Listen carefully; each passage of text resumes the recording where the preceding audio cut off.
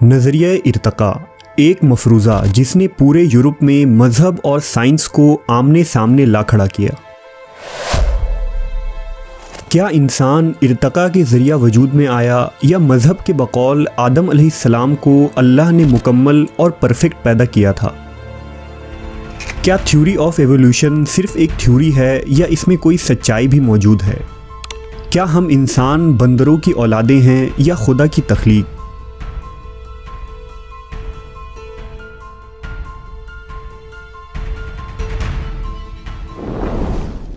अगर हम अपने इर्द गिर्द मौजूद जानदारों पर नज़र डालें तो उनकी ज़िंदगी और निज़ाम हयात एक मुआजिज़ा मालूम होता है, लेकिन शायद खुद हम इंसानों का वजूद ही इस कायनात की सबसे पुरअसरार चीज़ है। हम कहाँ से आए हैं, इस दुनिया में हम कब से हैं और इस ज़मीन पर इंसानी ज़िंदगी की शुरुआत कैसे हुई? ये वो सवालात हैं जिनके जवाब हज़ारों सालों से इंसान तलाश करते आ रहे हैं और दुनिया का तमाम फ़लसफ़ा और नज़रिया शायद इसी सवाल के इर्द गिर्द चक्कर लगाता नज़र आता है। अगर अल्हामी मज़ाहिब की बात करें तो दुनिया की तकरीबन हर मुक़द्दस किताब ये बताती है कि इंसान अशरफुल मखलूक़ात है जिसे खुदा ने मिट्टी से पैदा किया था और इस दुनिया में भेजा, और एक वाहिद इंसानी जोड़े से इंसानों की नस्ल आगे बढ़ी। लेकिन 18वीं सदी में जब साइंस ने नज़रिया इर्तका यानी थ्योरी ऑफ एवोल्यूशन को पेश किया तो इस थ्योरी ने तमाम मज़ाहिब को चैलेंज कर दिया और इस ज़मीन पर इंसानी तख्लीक के फ़लसफ़े को ही बदल कर रख दिया गया।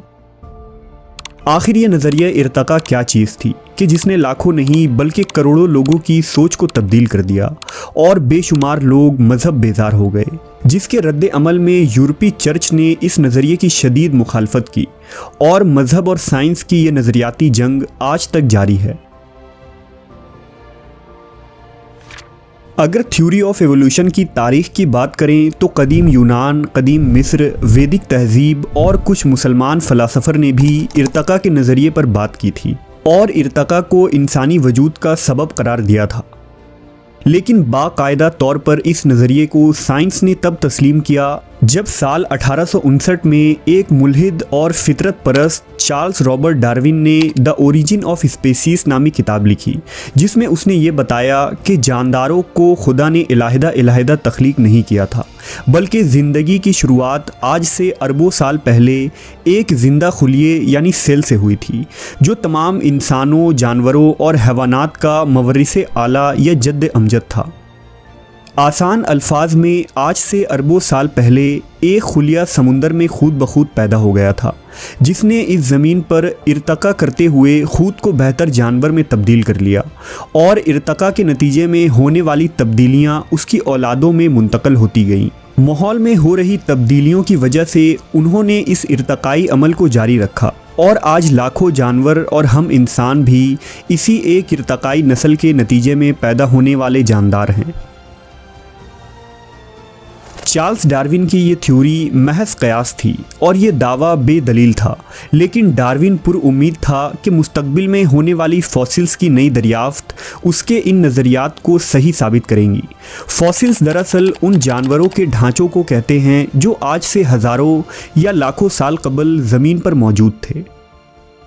लिहाजा 19वीं सदी की इब्तदा में जब तुर्की और जर्मनी में इंसान नुमा बंदरों की खोपड़ियाँ मिली और साइंसदानों ने जब उस पर कार्बन डेटिंग टेस्ट किया तो ये पता चला कि ये मखलूक आज से 2 लाख साल कबल यूरोप के सर्द इलाकों में रहा करते थे।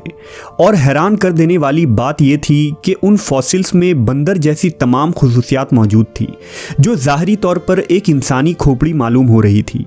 इस मखलूक को होमो निएंडरथलस का नाम दिया गया, जिसे इंसान की कदीम नस्ल करार दिया गया। निएंडरथल का शुमार साइंस की ज़बान में होमिनॉइडिया ग्रुप में होता है, जिसका मतलब ये है कि उनके आबाओ अजदाद यानी बाप दादा सारे बंदर थे। आगे चलकर ये होमिनिन ग्रुप में तकसीम हो गए, जिनकी 2 शाखों में एक होमो सेपियंस यानी इंसान और दूसरे शाख से चिंपैंजी पैदा हुए। होमो निएंडरथल और होमो इरेक्टस नामी इन मखलूक़ात के अब तक तकरीबन 6000 से ज़्यादा ढांचे मिल चुके हैं, जिससे ये पता चलता है कि ये जानदार 2 लाख से 40,000 साल पहले इस ज़मीन में आबाद थे। उन फॉसिल्स की दरियाफ्त ने साइंस की दुनिया में एक नए बाब का आगाज़ किया, जबकि दूसरी तरफ मजहबी जहन रखने वाले लोगों के दिलों में तरह तरह के शक व शुबहात पैदा हुए कि क्या हम वाकई बंदरों की औलाद हैं, तो फिर आदम व हव्वा की तख्लीक और अशरफुल मखलूक़ात का मजहबी फ़लसफ़ा पूरी तरह से बातिल करार पाता है। नज़रिया इर्तका को मुल्हिदीन ने फैलाने और हिमायत करने की खूब कोशिशें की और ये थ्योरी ऑफ एवोल्यूशन ही इल्हाद यानी एथियज़म की बुनियाद करार पाई। जिस तरह इस्लाम और दीगर इब्राहीमी मज़ाहिब आदम अलैहिस्सलाम को दुनिया का पहला इंसान करार देते हैं, इसी तरह मुल्हिदीन ने ल्यूसी नामी बंदरनुमा इंसान को दुनिया का सबसे पहला इंसान करार दिया। ल्यूसी दरअसल वो फॉसिल्स था जिसका ढांचा साल 1974 में इथियोपिया से बरामद हुआ था, जिसे मुल्हिदीन दुनिया का पहला बाशऊर और 2 पैरों पर चलने वाला इंसान करार देते हैं, जो आज से तकरीबन 32 लाख साल कबल इस दुनिया में मौजूद थी। दरअसल होमो निएंडरथल, होमो इरेक्टस और होमो हिडलबर्ग जैसे मखलूक़ात को इंसान करार देना ही एवोल्यूशनिस्ट की सबसे बड़ी गलती और धोखा है। बज़ाहिर ये बंदरनुमा इंसान जिस्मानी एतबार से हम इंसानों से काफ़ी मिलते जुलते मालूम होते हैं, लेकिन ये इंसान से बिल्कुल मुख्तलिफ और एक अलहदा नस्ल थी। उन बंदरनुमा इंसान यानी निएंडरथल में किसी तरह की भी इंसानी खुसूसियात मौजूद नहीं थी। ये जानवरों की तरह ज़िंदगी गुजारते और अक्ल व शऊर के एतबार से इंसान से बदतर थे। ये जानवरों की तरह चलते और एक दूसरे को ही मार कर खा जाया करते थे। वहीं ये काफ़ी कमज़ोर मखलूक थी जो जंगली जानवरों से लड़ने के काबिल भी न थी। लिहाजा एक वक्त ऐसा आया कि मैमूथ और डायनासोर्स की तरह ये नस्ल भी मादूम हो गई और सफ़े हस्ती से इनका नामो निशान भी मिट गया।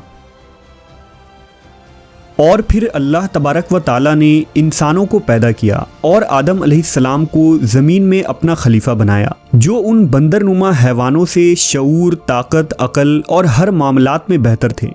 और सबसे बड़ी खुसूसियत ये थी कि आदम अलैहिस्सलाम में खुदा ने अपनी रूह फूंकी थी और आपको बोलना सिखाया था, जिससे निएंडरथल पूरी तरह महरूम थे। अगर बाइबल, तौरेत के बुक ऑफ जुबलीज़ और इस्लामी किताबों का मुताला किया जाए तो इंसानों की उम्र लगभग 10,000 साल से ज़्यादा नहीं बनती। यानी आदम अलैहिस्सलाम को आज से तकरीबन 8 या 10,000 साल पहले अल्लाह ने इस ज़मीन पर तब उतारा जब निएंडरथल और दूसरे बंदरनुमा हैवान पूरी तरह ख़त्म हो चुके थे। जैसा कि अल्लाह ने कुरान मजीद में फरमाया, यकीनन हमने आदम को बड़ी इज़्ज़त दी और उन्हें खुशकी और तरी की सवारियाँ दी और उन्हें पाकीज़ा चीज़ों की रोज़ियाँ दी और अपनी बहुत सी मखलूक पर उन्हें फ़जीलत अता फ़रमाई। इसी तरह सूरह बकरा में इरशाद हुआ, और उस ज़ात से डरो जिसने तुम्हें भी पैदा किया और तुमसे पहले की खिलकत को भी। इस आयत में अल्लाह ने उस मखलूक की तरफ इशारा किया है जो हमसे पहले गुजर चुके थे और जिसे अल्लाह ने आदम अलैहिस्सलाम से पहले इस ज़मीन में आबाद किया था।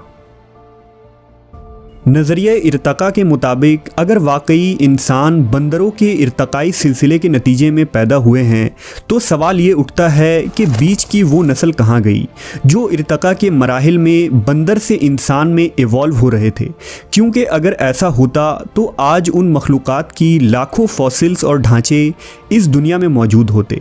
लेकिन 18वीं सदी से अब तक तमाम एवोल्यूशनिस्ट और पैलिएंटोलॉजिस्ट उन गुमशुदा कड़ियों की तलाश कर रहे हैं, लेकिन वो ऐसा एक भी फॉसिल दरियाफ्त करने में नाकाम रहे।